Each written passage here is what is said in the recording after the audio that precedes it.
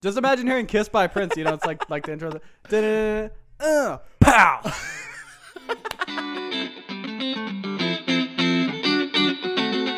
Welcome everyone to Unbelievable, the podcast where I tell my dear friend Kurt 2 incredible stories, and one of them is fake, one of them is real. And I try to guess which one's which. That's right. I am shot put and discus star athlete Luis Mejia, and I'm joined by international horse girl extraordinaire Kurt Danner, and we are here to share with you a couple of fake and true stories. And as Kurt said earlier, he needs to figure out which is which. I'm taking over the show. I am telling you the two stories for today's program.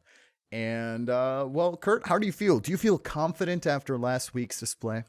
You know what? I actually feel less confident this time because even though I got it last time, I feel like maybe you felt me out and adapted accordingly. So I'm prepared for anything you've got to throw at me. As we have said before, Kurt and I know each other very well. We are former lovers, current lovers, future lovers, and also former roommates.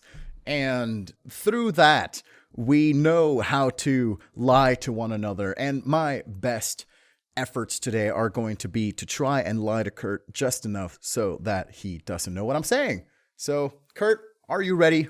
I am very ready. All right, before we get started, since I'm going to be running most of the show this time, I am going to ask our dearest little Curtis if you have a fun little fact for me to give us a bit of a foundation for deciphering fact from fiction. Kurt? I do, in fact. It is both little and fun. Incredible.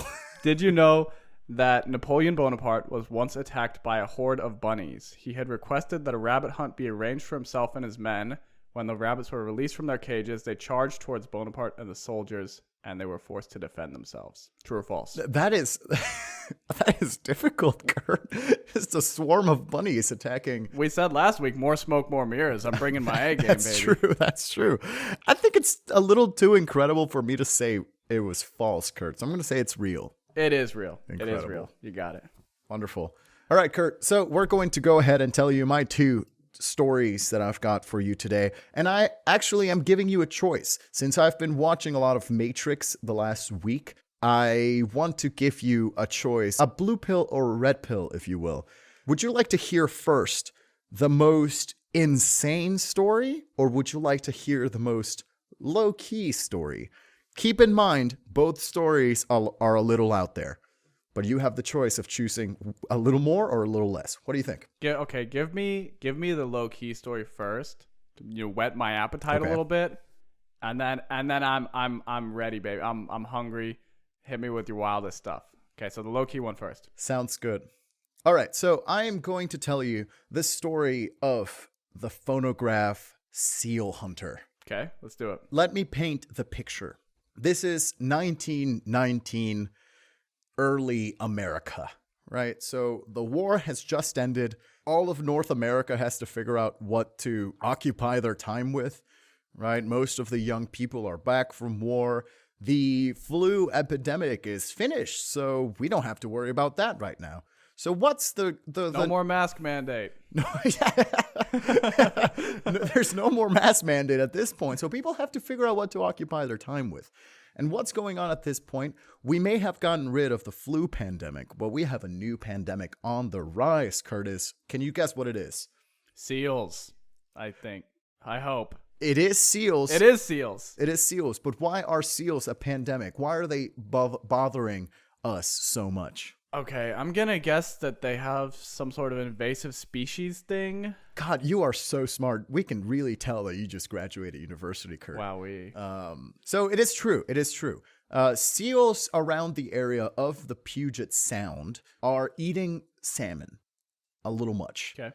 They're eating a lot of salmon, meaning that the salmon population of the Puget Sound is decreasing for local fishermen around that place in that time period. So there's a real issue. So fishermen want to take it to their own hands to see what they can do with the seal problem. Now, again, it's been described as a seal epidemic, and there's a dwindling salmon population, and this is really the most exciting thing since the Somme or the Battle of Gallipoli. Really, this is there's nothing much going on at this point. There was one person, a fisherman slash hunter named Ed Corfey, who Wait, are fishermen not hunters? Is there a distinction? Fish hunters as well as a land hunter, Ed Corfey. So I guess, I don't know. I mean, I guess technically they are hunters, but Fish hunter is way cooler than fisherman. Like if you're like, someone says, "What do you do for?" "Oh, I'm a fisherman." "Oh, okay, I'm a fish hunter. That sounds tranquil." "No, I'm a fish hunter." Whoa, That's true. Maybe there's a size of the fish situation, Kurt, where the bigger the fish, the more hunter you are. if you're a fisherman, you're catching fish, but if you're a fish hunter, you're doing it, but you're wearing a leather jacket and sunglasses while you're doing it. And you have a scar throughout your whole Yeah. face. A scar of the origin story of which you won't talk about. Okay, I'm sorry. I've derailed this enough. Back to the That's program. okay. That's all right. Well, anyway, we're talking about a fish hunter here. A bona fide fish hunter. His name was Ed Corfey. He was a native from that region, and he attempted to solve the situation. He said to himself, "I'm going to go kill all these seals that are impacting the salmon production." And so he did. He goes out and he said, "I am going to make sure I use the technology of the time to further assist me in my hunting endeavors." So it's 1919. And what's the newest piece of technology? The hottest off the presses piece of new revolutionary technology. That's right, Kurt. You guessed it correctly. It's the phonograph. I would have said BlackBerry, but okay. The BlackBerry is that old? BlackBerry, yeah. No, it's the phonograph. It's this new revolutionary idea that allows you to play music wherever you want.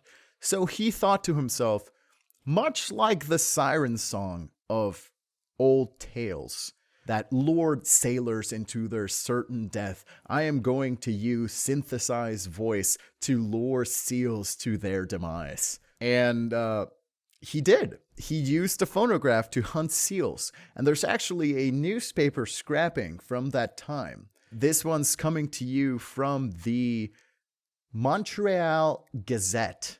Okay? Okay. And it says as follows. The article is pretty long, but this is a paragraph you need to hear. It goes as follows. Quote, "A phonograph and a rifle were the principal items in Corfey's outfit. According to his statement, he played his phonograph on the rock and sands, and the seals came out of the water to listen to the music. Whenever a seal puts its head above the surface, Corfey's rifle spoke, and the seal dropped. Each seal is said to be able to destroy $1,000 worth of salmon a year." So, Wow. It's both brutal and fascinating that would work. yeah, just imagine this man on a boat, nothing but a phonograph and a rifle. See, this is the distinction. He's a fish hunter. That's fish hunter type behavior right there. Yeah, a normal fisherman would not do this. But before we move on, Kurt, what kind of music do you think would be luring in seals at this time? That's what I was just thinking about, because I wonder if they're just curious about what the noise is or the sound vibrations, or if it is genuinely the music. But I like to picture that it's like big band swing. They're like very caricature 1920s seals. Yeah. You know? Or maybe I was picturing more opera. Like they're just vibing to the Barber of Seville. These seals just looking for a haircut. Yeah. Okay, wait. Let me make a second choice. Okay. Let me make an alternative choice. Alternatively, I like to think that it's just 80s music, specifically Prince. This is 1919, Kurt. Not important. Not important. Just imagine hearing "Kissed by Prince." You know, it's like the intro. Pow. Yeah, imagine that. Imagine being a seal and listening to Prince for the very first time and just getting shot in the mouth. Man. Oh, man. Unfortunately, this story does not tell us what kind of music they were listening to. However, This does not end here. I would love to end this story nicely up with this man shooting the seals, but reports from the time tell us that Ed Corfey's stunt inspired others to do the same and lure seals with music. However, most people were not as inspired to bring a whole phonograph because, of course, they were bulky, they were heavy, they were expensive. Oh, they're small time. They're not cut out for this like Ed Corfey is, dude. Exactly. Ed Corfey had at least a little bit of funds, but what is the demographic that is going to mostly listen to what Ed Corfey is saying? You guessed it right again, Kurt. You are 10 out of 10. It is kids. Kids are going to... The kids are seal hunters? They're fish hunters? Yeah, the kids. So reports from the time are saying that kids are going out, standing on the rocks of the Puget Sound, and bringing instruments with them to lure seals. However, if you're a kid, you're not going to bring a whole violin, right, or a whole cello. Right. That's not your style. What's the most mobile instrument you can bring? And some reports say that kids were seen with jaw harps, also known as juice harps. Yeah. The little harps that you put in your mouth that go doing, doing, doing, doing. The kids are seen on the rocks of the Puget Sound with jaw harps and pistols. Man, I was luring seals. I was really, when rocks. you said the easiest instrument, I was thinking kazoo. And now I'm not sure what's better, like a symphony of kazoos or a symphony of jaw harps. Oh, man. I don't know, but just picture, unfortunately, the details are a little bit shallow on how many kids went and what they were using, but just an army.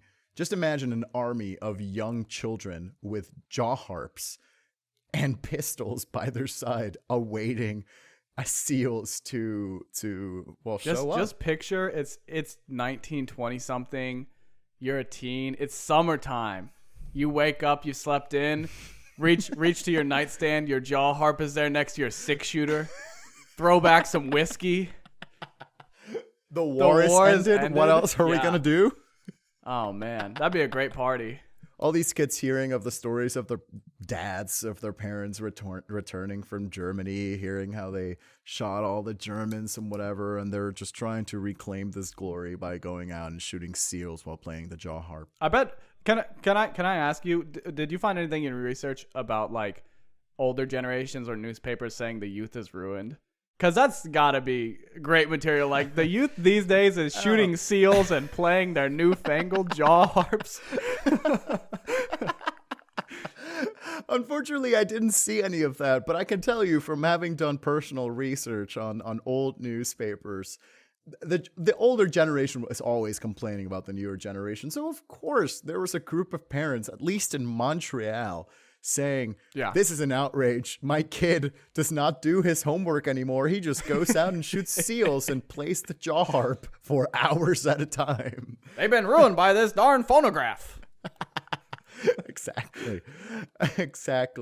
And it doesn't say how much this affected the economy or whatever, but if we can be okay with the $1,000 a year one seal would consume, well, I'm assuming if an army of kids went out there shooting seals, we probably saved, who knows, at least $15,000 in salmon harvest of the year. Who's to say? Okay. There's no real numbers, but this is what happened at the time in the late 19 teens, if you will. All right. So that's our first story. Our first story is luring seals with phonographs. Have you got any questions for me, Curtis? I feel like I'm just digesting all this information. I've just had the image of like several children shooting seals playing a jaw harp in my head for a while. So do you know how long this went on? When did this stop happening? Was there a moment where they're like, okay, there's now like 5 seals left, so we can probably go home? So there are no further reports. There are reports of the seal epidemic happening right after the flu epidemic. So from 19 to like 21, that was a real issue. And this story is from 1919. So I'm assuming that it went on for a little bit, but I really don't know. Maybe it was really like a case of something people were very worried about, and then it just kind of tapered off people just, That's just true. forgot. That's true. Everyone moved on. And it does say that the Federal Commission for Fish and Wildlife acknowledged the fact that Ed Corfey killed seals with a phonograph. So in a way, this was, let's just say, sponsored or acknowledged by official authorities, right? It'd be fun to do. You know, the like little domino leading up to a big domino. Little domino is like something that led to the invention of the phonograph. Big domino, children playing jaw harps, shooting seals. Exactly. But, you know, listen, maybe they didn't solve the problem of seals raging throughout the Puget Sound. However, they did do their part. You know, each person went out and did their own. They expressed their own individuality, right, Kurt? Good for them. Good for them. Good for them. Good for them. So that's the first story. It's seals being shot and being lured around by Prince's Kiss. Yeah. Ooh. Right. Well, and that was, Kurt, I'm afraid to say, the least interesting or the least unbelievable story that I have for you today. Why are you afraid to say that? Means we got nowhere to go but up. Exactly. And this next story, we may have started in the beginning of last century, but we're going to take it way back to the 13th century, so the 1200s. Okay. We're going to the end of the 1200s, so 1290s, and we're going to go across the other side of the world to Italy. Now, all right.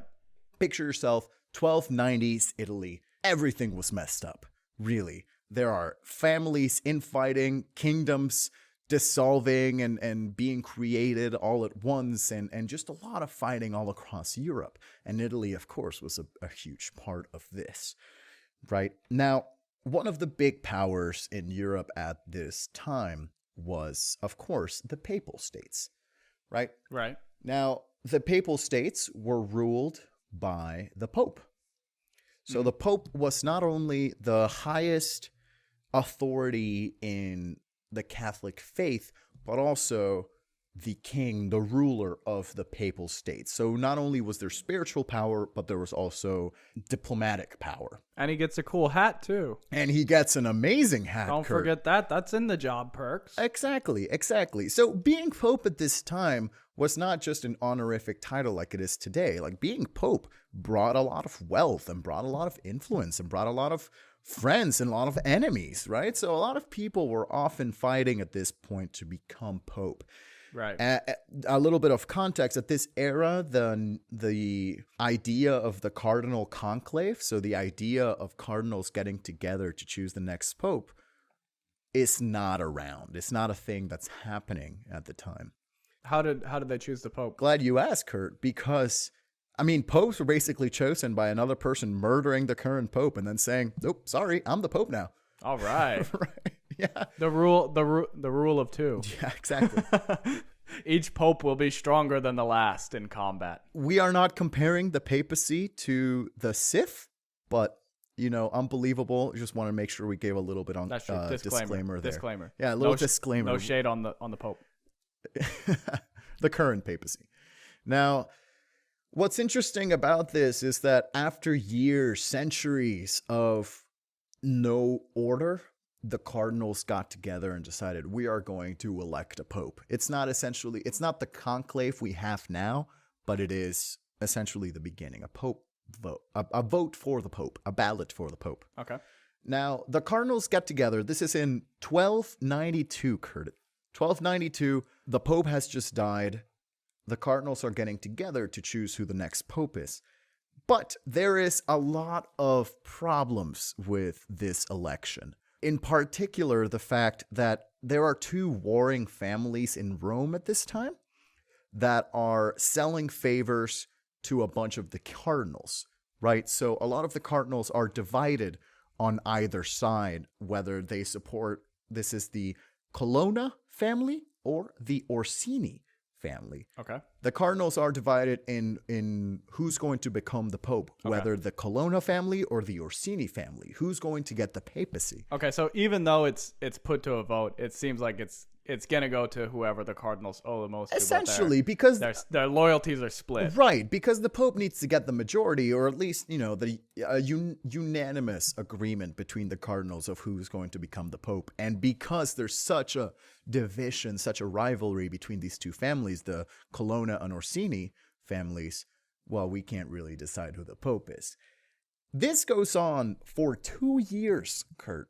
2 years. So for 2 years, the Papal States, one of the most powerful states in Europe at the time, is without a ruler. The hat is vacant. Yeah, it's vacant. The Holy See, the throne is there just by itself, acquiring dust, right? And not only is this a problem for spiritual situations, if you're a follower of the Catholic faith, well, of course this impacts you. There's no real church follower, but you have a country to run. You have a state to run. Right. Who's going to be there? So this is a real issue. While the cardinals are all arguing, a monk, an ascetic monk, so someone really secluded, decides to write a letter to the cardinals. And this letter essentially says, God is going to punish the cardinals if they don't reach a decision soon.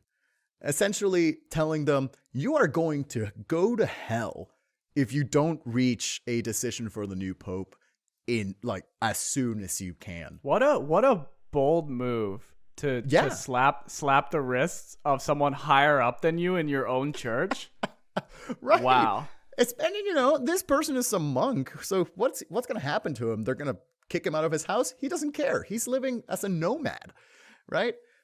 Here's the crazy part, Kurt. It worked. This letter worked. The cardinals receive this and say, oh yeah, no, that's right. We totally get it. So should we make this guy pope? And so they read this letter from the guy named Pietro de Moroni. Pietro de Moroni becomes Pope Celestine V. Wow. So in 1294, now we have Pope Celestine V, just this random 79-year-old guy.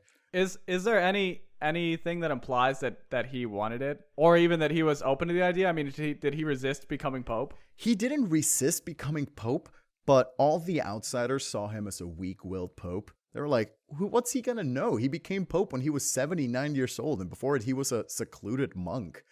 Wow. What the hell just happened? He just sent them a letter that said, to whom it may concern, please figure it out. And they sent him back a letter that said, no, you. Yeah, exactly. So that's precisely what happened. So now we have a weak-willed pope named Celestine V, who's an octogenarian man, really trying his best. And he's in the throne of the Papal States and the head of the church.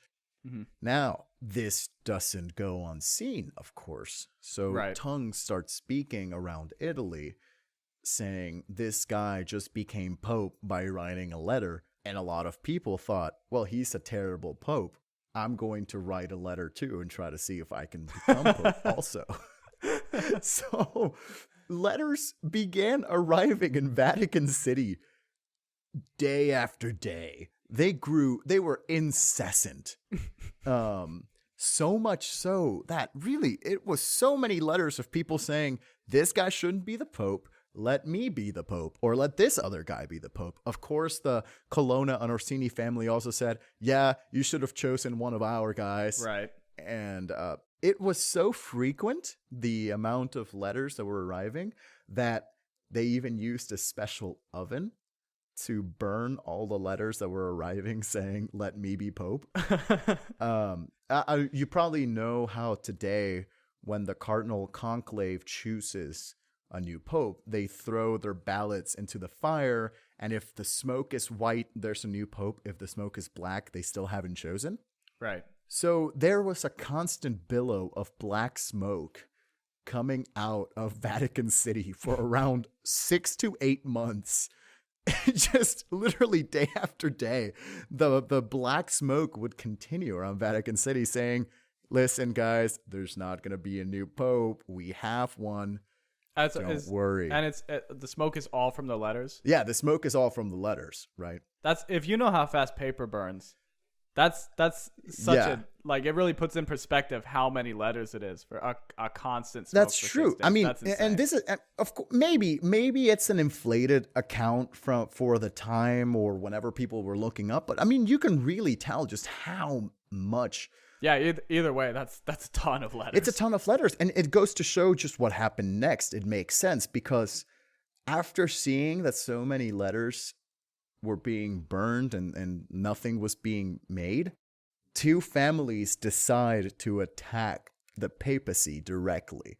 So two families decide to go into Rome and attack the papal states in Vatican City for the papacy. They said, wow, letters are not doing anything, we're going in. And the two families that went in were the Colonna and the Orsini families, Kurt. So they're united now. Yeah. So they decided, let's put away our differences, join together, and fight against the Pope. Wow. Which they did. They attacked Rome for several days. Rome was sieged by the Colonna and Orsini families. And Celestine V, of course, was forced to resign. A pope had never resigned at this point, and he was forced to resign, which he did. And now, great, the families achieved their success of getting a pope out. But wait, we have an issue. We want a pope, said one family. Yeah, the other family said, yeah. They didn't think ahead, I don't think. Yeah, exactly. So the same issues that brought this man to power are being brought back again because they can't decide on who's going to become the pope. So now that they've spent several months attacking Rome, the two families start fighting between one another for, again, couple months, maybe a year. They start squabbling over who's going to be the pope. Another year happens. Battles and coercing cardinals happen, whatever. The cardinals get together again, and the ballot is chosen, and bam, an Orsini family member is crowned the pope. This pope would become Pope Boniface VIII, and in a perfect world, this would come to the end there forever. Right. However, this is Middle Ages Right. Italy, meaning the terrible is always around the corner. Boniface VIII was awful. He is also reported to be put into Dante's Inferno on the 8th circle of hell. Okay. Because he was so bad. So, and Boniface VIII also did a bunch of crimes during his papacy that when he died, the next pope decided to try him posthumously. Okay. So the corpse of Pope Boniface was there. Anyway, this is all to say, this didn't end the big issues between popes, right? These would continue until after the Renaissance. But the election, the rise of Pope Boniface VIII to the papacy would end this whole weird civil war between families, between warring states, that led to Pope Celestine becoming the pope when he didn't want to, being pope for a little bit, and then getting kicked out of the papacy, which, if you ask me, was probably his decision. Like, he was fine to go. Right? I think it got out while the getting was good. Though, little Domino, old 79-year-old monk, writes a letter. Big Domino, Pope's dead body put on the stand for cross-examination. Exactly. So that's the end of this second story, Curtis. Wow. Have you any inquiry? That one is it, dude. I didn't think we could go up from jaw harp and shooting seals, but oh boy, we have. We're up to 11 here, baby. Yeah, more smoke, more mirrors. More right? smoke, more mirrors. Okay, so after now we're on to the third pope. Did things settle down after that? Did they return to normal? Because it seems like you need to de-escalate into some sort of system. Yeah, so Boniface actually ended up dying in prison from all his crimes. He was beaten up so badly in prison that he died shortly after. Oops. And sure, things went back to semi-normal, but really, I mean, at this point, the papacy is still such a power in Europe that, of course, in 30 years something would change. Mm-hmm. It's just impressive if you think about what a stable institution the Catholic Church is today. that it's got a system, and it's an institution. It feels like it's been around basically forever. If you think of like this moment where I'm sure people knew that there was some amount of corruption of families having influence over who was the next pope, and then to go through that sequence of events, it's pretty amazing that like at this point today it's resulted in a stable situation. And I mean, I can tell you that this was the very first pope to resign, to essentially abdicate the throne, right? Which had to be a major deal as well. It was a major deal at the time. The second pope to resign was several hundred years later. He resigned literally just to stop the issues happening with the Great Schism, with like the Protestant Reformation, etc. And then the pope that resigned after that was in 2013 when Pope Benedict XVI resigned, the last one. So only 3 popes have resigned, and this was the first one to do so, right? So it's surprising that regardless of all the issues that have happened throughout the years, political, faith-based, diplomatic issues that have happened, it's still going on with big old Papa Frank out there. Just imagine the state we would be in if some random person wrote a letter to the Electoral College and was like, I could be the president, and they'd like get him in there. And they're like, actually, he has a good point. And then people storm the White House and make a new president, and then that president gets beaten to death and put on trial after death, and then a third president, like, it's an unimaginable situation. Yes, Kurt, these are the 2 stories that I had for you today. Just to remind you a little bit, the last one was a fish hunter going out to hunt seals by using a phonograph. I believe it is now time to go into, I'm going to get real close to the microphone for this, deliberation. Okay. What do you think, Kurt? All right. Here the vibe I'm feeling. Both of them sound really, really true. The second story, the 3 popes story, somehow the pettiness involved in all of this, it really feels really real to me. But I'm at this strange crossroads. I really want the seal story to be true. I really do. Almost enough to just stop recording right now and you never tell me that it's not real if it isn't. You don't want to know what the truth is. I don't want to know. No, I'm taking the blue pill, right? Yeah. I'm taking the blue pill. I don't want to know. Leave me in the Matrix. Yeah, man, it's a tough choice, but I think I'm going to say I believe the 3 pope story is true. And so, unfortunately, the sealed jaw harp story. I think the 3 pope story is true. That's what you think is true. Well, Kurt, I am going to tell you that of the 2 stories I just told you, the pope story is false. Oh, the seals are real. It is a false story, and you can be happy knowing that the seal being lured by a phonograph is entirely true. I will take it. I've never been happier to be wrong. I actually got this while researching some old newspapers. I came across this headline again from the Montreal Gazette saying the headline is "Phonograph lures seals." It's a whole article talking about this man. Sounds like a video game loading screen tip. Phonograph can lure seals. Exactly. And it says the opening line of this article from the Montreal Gazette is phonograph music lured scores of destructive hair seals of the lower Puget Sound to their deaths last summer, according to Ed Corfey, who spent several months at the seas. And the last paragraph, which I think is the best part of the kids going out with the jaw harp, says, officials of the commission support Corfey's claim that the seals responded to the music. Another Seattle official, Superior Judge Calvin S. Hall, agrees with them and says he has seen small boys armed with Jews harps bring seals up onto the rocks of the lower Puget Sound. Wow. That is just amazing to picture. So, okay, then let me ask you, because I swear when you said putting the Pope's dead body on the stand, like a light bulb went off in my head somewhere. Yeah, so, okay. Let me talk a little bit about the Pope's story. That's not delirium. Early it is not dimension. delirium. Okay, I did great. use a lot of real stuff that happened in history for that story. Now, it is true that there was a bit of a deadlock in the 1292 papal conclave. Okay. There was a bit of a deadlock. They were fighting, discussing, whatever. And someone did write to the papacy and say, this needs to happen now. And he did become pope. He did become pope.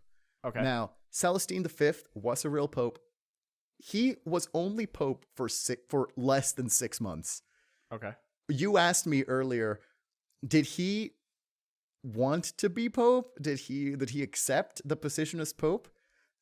He had no choice. He became pope and he had a couple edicts, but his most popular edict was giving the pope the right to resign. And once it was passed, he immediately said, okay, and resigned. And yeah, so that ended that. So literally less than 6 months happened, and this man became pope and then stopped being pope. And then they just voted again. My first act as pope is I do not have to be pope anymore, and I'm now not the pope. The next pope was indeed Boniface VIII, really no relation to Celestine V. The only thing Boniface was really known for doing, he did a little bit of war, but he... What are you going to do?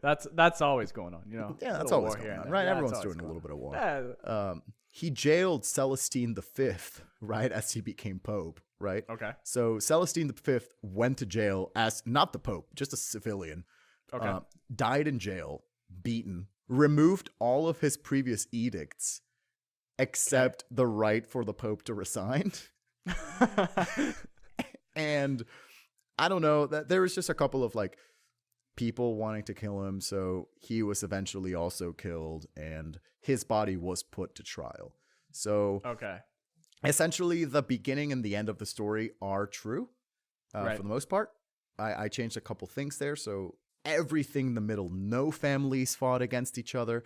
The Colonna and Orsini families were real, but they didn't really do much at this time. Okay. There was no oven to burn all these letters in. Oh no, I feel bad.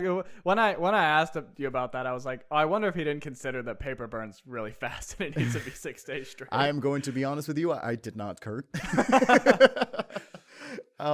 So yeah, no, the oven. You were like, you were like, let me add this detail about the Pope related thing and how many letters there were, and then my rural Missouri brain is like, I've started many fires in my time. I know how fast paper burns. Exactly. But yeah, no, the oven and the current practice of white smoke or black smoke is fairly current, fairly present. So that didn't get started back here. There was no war upon Rome. There was no inner conflict between families. So that is not real. That is not a real story. The pettiness that you said made this the most real did not happen, Kurt. That had me all the way. I don't know. It's like how we had talked about in a couple of our past episodes about like tying things up in bureaucracy or just stories having weird details that it seems like you wouldn't add if you were making up a story. Yeah, the pettiness made all the difference. That was the defining detail for me. But yes, you can die happy knowing that the seal phonograph story is totally 100% true. Oh, thank goodness. To celebrate the truth of the seal phonograph story, I'm gonna make a playlist of what I would play for the Seals. And already I have 2 songs I know I'm gonna put on there. Okay. Paper Planes. Okay. And Pumped Up Kicks. And I'm out. Thank you, Kurt. Thank you. I'm eager to hear what this playlist is. I'm sure we'll share it as much as we can. But this brings up the tally we have between real stories and fake stories. Kurt. That's true. 1, Luis 2. So I am ahead in the lead with 2-1 right now, Kurt. That's okay. I did it for the Seals. It hurts to fall behind, but I did it for the Seals.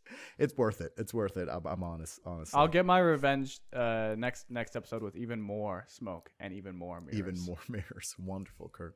Well, this was unbelievable with Kurt and Luis. Thank you so much for listening. You can find us on social media, on Instagram mostly, at Unbelievable Pod. You can find different episodes there. You can also find us on Spotify, Apple, Google, really those sites. is the best place to find us. Thank you so much for listening. Once again, the tally is me, Luis, winning 2-1.